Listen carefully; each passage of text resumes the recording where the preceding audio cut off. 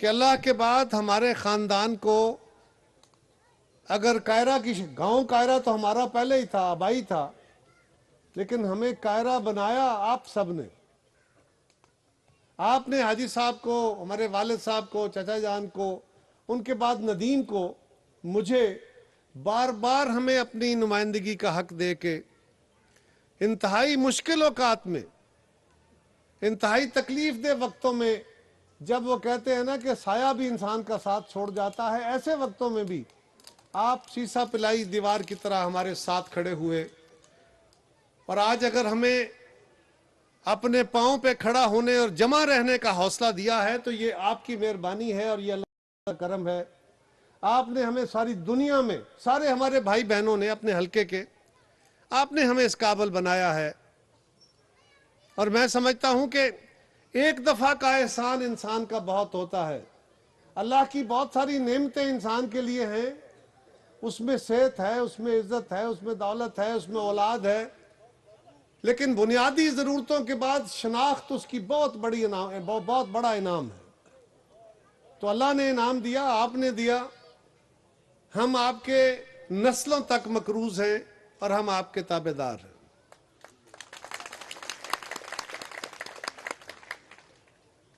اس منصوبے کے ساتھ لالہ موسیٰ، نونا والی، بھاگو اڈا سے ملوانہ تک ان سڑکوں کا آغاز ہو گیا، لیکن باقی دیہات کے لیے جو لنک روڈز تھے یا دیہات کے اندر جو کام کرانے کے لیے میں نے وزیر اعظم صاحب سے کچھ فنڈ لیے، وہ بھی اربوں روپے کے تھے. یہ سڑک 1.70 ارب کے قریب سڑک ہے. اسی طرح وہ جو لالہ موسیٰ نونا والی بھاگو ملوانہ روڈ ہے، وہ بھی تقریباً اتنے ہی اماؤنٹ کی سڑک ہے. ان کے ساتھ لنک روڈز بھی ہیں. یہ کوئی تقریباً 3.5 ارب روپے کا منصوبے ہیں. اس کے ساتھ ہی ساتھ دیہات کے باقی گلیوں نالیوں کے دیگر چیزوں کے لیے میں نے ہر یونین کونسل کے لیے فنڈ مانگا. اور مجھے اس بات کے اوپر میں آج یہاں آپ کے سامنے میں وزیر اعظم پاکستان کا شکریہ ادا کرتا ہوں کہ انہوں نے بڑی فراخ دلی سے مجھے کہا کہ قاہرہ صاحب باقی جگہوں پہ تو فنڈ ہوں یا نہ ہوں، آپ جو کہہ رہے ہیں ہم سارے فنڈ آپ کو دیں گے. میں ذاتی طور پہ ان کا مشکور ہوں. وہ فنڈ پروسیس ہوئے، لیکن یہ کسی کے علم میں نہیں تھا کہ اچانک ایسا فلڈ آئے گا. اور سندھ پاکستان بھر میں وہ طوفانی بارشیں ہوئیں جس سے پاکستان کا 1/3 رقبہ پانی کے نیچے ڈوب گیا. لاکھوں کی تعداد میں لوگ گھروں سے محروم ہو گئے. کوئی 3.5 کروڑ لوگ اس سے متاثر ہوئے. ان کے مال مویشی، ان کے گھر بار، ان کی جنس، ان کی ہر چیز اس پانی کی نظر ہو گئی.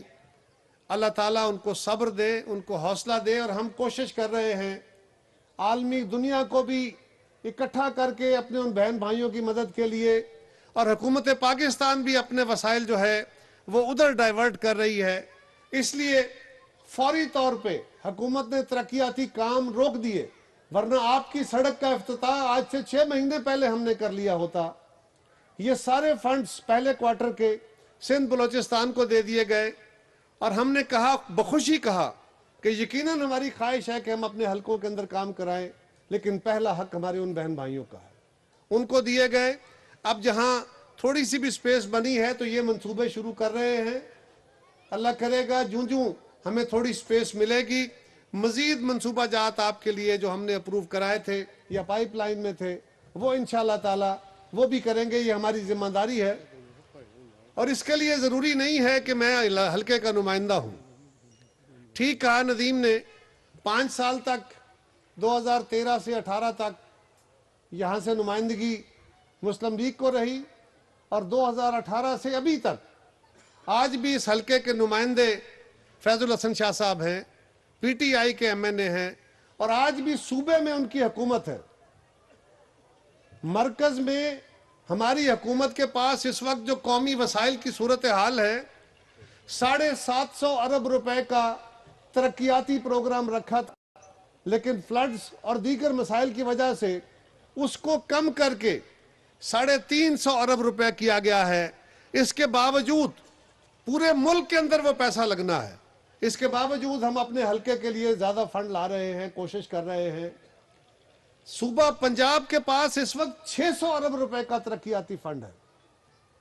एमएनए इस हलके के मौजूद हैं, उनका अपनी गवर्नमेंट है, आज भी वो तनख्वाह ले रहे हैं।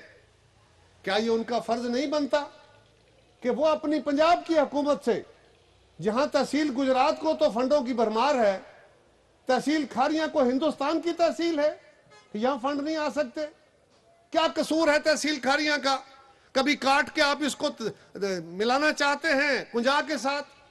आप हमें झुंझुने दे के कहते हैं कि जनाब हमने डिवीजन बना दिया, पता नहीं क्या कर दिया। इस पंडाल में बैठा कोई मेरा भाई, मेरा बुजुर्ग, मेरा बरखुरदार मुझे बता दे कि पिछले 1 साल में वो डिवीजन गुजरांवाला में कौन से काम के लिए गया है? कितनी अहमियत है हमारे लिए डिवीजन की? हमारे काम तो तहसीलों में, जिलों में, यूनियन काउंसिलों में यहां होते हैं। आप हमें डिवीजन दे के कह रहे हैं कि बड़ा काम कर दिया। हाँ, मैं आपका फर्ज बनता है अपने उन साथियों से जरूर कहें जिन्होंने उनको नुमाइंदगी का हक दिया था कि आज जिला गुजरात के अंदर अगर 50 अरब या 40 अरब रुपए के फंड लग रहे हैं तो तहसील खारियां में क्या लग रहा है? कोई 1 रुपया लगा है?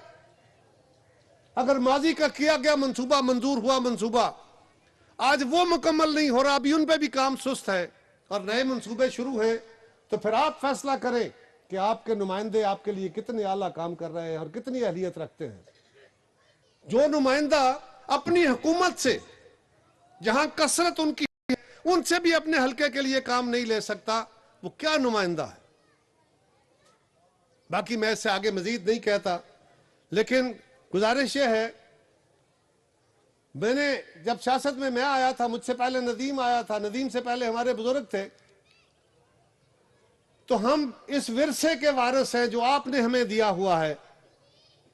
हमने हर दौर में ये बात कही है कि काम हम कितने करा सकेंगे हमें नहीं पता, मसाइल ज्यादा होते हैं, वसाइल थोड़े होते हैं, हर दौर में ये मसला रहा है। लेकिन ना हमारे बुजुर्गों ने कमी की ना हमने की। जब नदीम तहसील नाज़िम बना था उस वक्त भी हम मुखालिफ थे गवर्नमेंट के, ये जेलों में जाता था, इसके खिलाफ पर्चे हो रहे होते थे, आप हमारे साथ थे, हमारे फंड बंद थे। इसके बावजूद तारीख गवाह है कि हमने हर बस्ती में, हर गांव में कोई ना कोई काम, कोई छोटा कोई बड़ा, अपनी जिम्मेदारी जरूर अदा की है। आज हम हुकूमत मुस्लिम लीग की है, हम उसके हिस्सेदार हैं, साथी हैं, उनके साथ हैं, इत्तेहादी हुकूमत है। और इसमें से इंशाल्लाह जो हमें कोशिश होगी, अगर ये फ्लड्स ना आते तो मुझे उम्मीद और यकीन है कि अब तक ये मंसूबे जो हैं ये तकमील के नजदीक होते, या आधे से ज्यादा मुकम्मल हो गए होते और दीगर मंसूबा जात पे काम होता। जब हमजा साहब की गवर्नमेंट पंजाब में थी, यहां से भी कोई 1.25 अरब रुपए के मंसूबे और एक बड़ी सड़क जो डिंगा से मुगवाल तक थी, वो मैंने पंजाब गवर्नमेंट से मंजूर कराई थी। अब मैं कहता हूं मंजूर शुदा सड़क है, उसका फंड मौजूद है, उसका बेशतर हिस्सा तहसील खारियां में है, वो सड़क शुरू नहीं हो रही। बाकी सड़कें तो इस गवर्नमेंट पंजाब की ने शुरू किए हैं, यही जाके उनसे करा लें। इनका आलम यह है कि जो 2012-13 में जो सुई गैस के फंड, जिन देहात का जिक्र नदीम ने किया, गैस चल गई, बाकी इलाके के अंदर पाइप पड़ गए, कुछ की मंजूरियां हो गई, कुछ के पैसे ट्रांसफर हो गए। जिन गांव के पैसे ट्रांसफर हुए थे आज तक उनमें से कुछ देहात ऐसे हैं जिनके पैसे मौजूद हैं उस वक्त के, और अभी तक उस पर काम नहीं हुआ। ये अहलियत है, ये वो लोग हैं। 2 हुकूमतें गुजरी हैं, आज हमारे हाथ इसलिए बंधे हुए हैं, हम अपने वो मंसूबे जो है उसका भी शुरू नहीं करा पा रहे हैं। और जल्द इंशाल्लाह इस पे कोशिश है कि सुई गैस के ऊपर पाबंदी लगी हुई है, मुल्क में गैस की किल्लत है, अब गैस बाहर से मंगवाई जा रही है, नए कुएं खोदे जा रहे हैं, उम्मीद है कि जल्द हमें और डिस्कवरीज मिलेंगी। वैसे तो खान साहब ने अपने दौर में, याद होगा, एक दफा बड़ा दावा किया था, बड़ा नारा मारा था कि पाकिस्तान के समंदरों के अंदर से इतनी गैस निकल आई है कि हम पाकिस्तान को भी खुशहाल करेंगे और बाहर के मुल्कों भी देंगे। पता नहीं वो फिर गैस का क्या बना। वो खान साहब का वैसा ही दावा था जिस तरह वो बाकी दावे करते हैं। लेकिन अब हम कोशिश में हैं कि जल्द पाकिस्तान के अंदर जो गैस के ऊपर पाबंदी है वो जल्द खत्म हो। आज भी हमारे अपने ही फंड अगर उस दौर के लग जाएं तो बहुत सारे इलाके का मसला हल हो जाएगा। उस दौर में सिर्फ देहात के अंदर नहीं, आधे से ज्यादा लाला मूसा शहर को, डिंगा शहर को और इसके साथ और बहुत सारी बस्तियों को गैस हमारे दौर में फराहम की गई। खारियां शहर को, बहुत सारे इलाकों को गैस का एक्सटेंशन हुई। लेकिन मैं फिर ये गुजारिश करूंगा कि ये हमारा कोई एहसान नहीं है, काम गिनना मेरा काम नहीं है, ये मेरी ड्यूटी है। ये आप असेस करेंगे कि नदीम ने या मैंने, हमारे बुजुर्ग तो दुनिया से चले गए, आज आप उनकी वजह से हमारी इज्जत करते हैं, हमारे नाम लेते हैं, हमें इज्जत देते हैं, हम आपके मशकूर हैं। लेकिन ये जजमेंट आपकी है कि हम आपके कैसे नुमाइंदे रहे हैं। हम इसके ऊपर कोई की बात नहीं कर रहे, लेकिन सिर्फ थोड़ी बातें करना जरूरी होती है। मैं आजकल हुकूमत के ऊपर बहुत सारी अलगार है। जब से इमरान खान साहब की हुकूमत खत्म हुई है, खान साहब हमारे खिलाफ एक पूरी मुहिम चला रहे हैं और जब वो हुकूमत में थे तब भी यही सूरत हाल थी। रोज हमारी जमातों के किसी न किसी फर्द को जेल में डाला जाता था। आज एक सेनेटर पकड़ा जाता है तो कहते हैं जमहूरियत पे हमला हो गया है। हमारे दौर में सालों इस मुल्क के वजीर आजम, इस मुल्क के सदर, उनके बच्चे, उनकी बहनें, उनकी बीवियां, उनके बच्चे वो जेलों में रखे गए, वो अदालतों से बरी हो गए, उनके खिलाफ केस नहीं प्रूव हुए क्योंकि मफरूजों पर मबनी थे। उस वक्त जमहूरियत को खतरा पैदा नहीं हुआ। आज अगर कोई फौज को गालियां देता है, आज अगर कानून तोड़ता है और कानून उसके खिलाफ हरकत में आता है तो कहा जाता है कि जनाब इससे जमहूरियत को खतरा हो गया। खान साहब, जमहूरियत को आपसे खतरा है, आपकी जमात से खतरा है, इसलिए कि आप जमहूरियत पसंद नहीं हैं।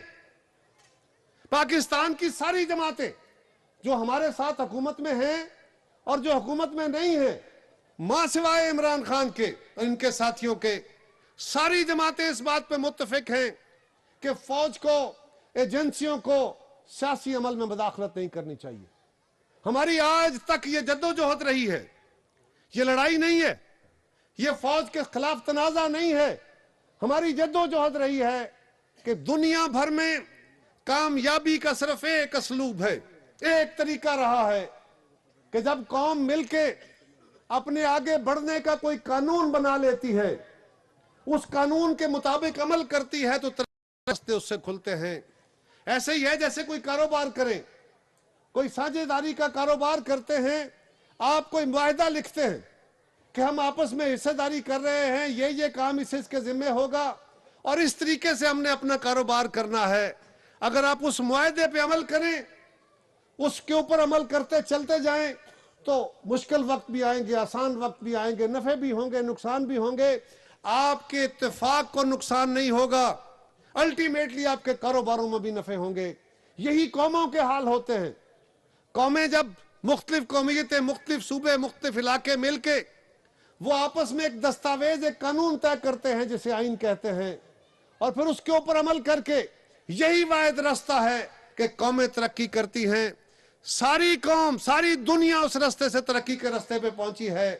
आज हमारा पहलवान जो है, फौज कह रही है कि हमने सीख लिया, हमारी एजेंसियां कह रही हैं कि हमने सीख लिया, अब हम सियासत में मुदाखलत नहीं करेंगे, हम अपनी ड्यूटी करेंगे और हम आपको सपोर्ट करेंगे।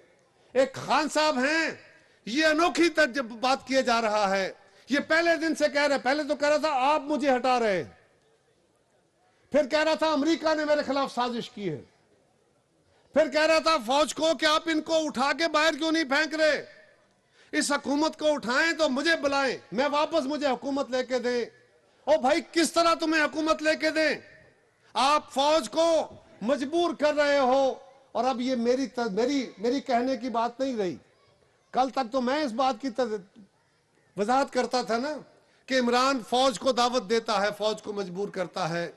इमरान ने पिंडी के जलसे में क्या कहा, सारी दुनिया ने सुना। इमरान ने कहा मैंने पिंडी में जलसा इसलिए रखा है कि मैं फौज पे दबाव डाल सकूं, वो इस हुकूमत को चलता करे। किस कानून के तहत, किस आइन के तहत? फौज कह रही है कि हमने मुदाखलत सियासत में नहीं करनी, یہ پہلوان کہہ رہا ہے میں مجبور کرنے آیا ہوں۔ عمران خان تمہیں عادت ہے سہاروں پہ چلنے کی، آج بھی تم 2018 والی موجیں چاہتے ہو، اب وہ موجیں نہیں ملیں گی، اب فیصلے ہو گئے، اب میدان میں آؤ، کیوں ڈرتے ہو؟ ہم جو کہہ رہے تھے اور آج کہتا ہے کہ میں الیکشن چاہتا ہوں، ہم پہ الزام ہے کہ ہم نے آ کے حکومت میں بہت مہنگائی کر دی ہے، ملک کے حالات بڑے خراب کر دیے ہیں۔ ہاں ہمارے دور میں مہنگائی ہوئی ہے، یہ بات بالکل درست ہے۔ جب ہم حکومت میں آئے تھے تو کسی کے وہم و گمان میں نہیں تھا کہ روس اور یوکرائن کی جنگ لگے گی، تیل کی قیمتیں آسمان پہ چلی جائیں گی اور ساری دنیا میں ہر شے مہنگی ہو جائے گی۔ آپ کے عزیز و اقربا ساری دنیا میں رہتے ہیں، یورپ میں بھی، مڈل ایسٹ میں بھی، ہر جگہ مہنگائی ہو گئی ہے، اور جو چیزیں باہر سے آتی تھی وہ ہر چیز کو آگ لگ گئی۔ اس کے نتیجے میں بجلی بھی مہنگی ہوئی۔ یہ دونوں اسباب ہوئے، تیل مہنگا ہوا، بجلی مہنگی ہوئی، ہر چیز مہنگی ہو گئی۔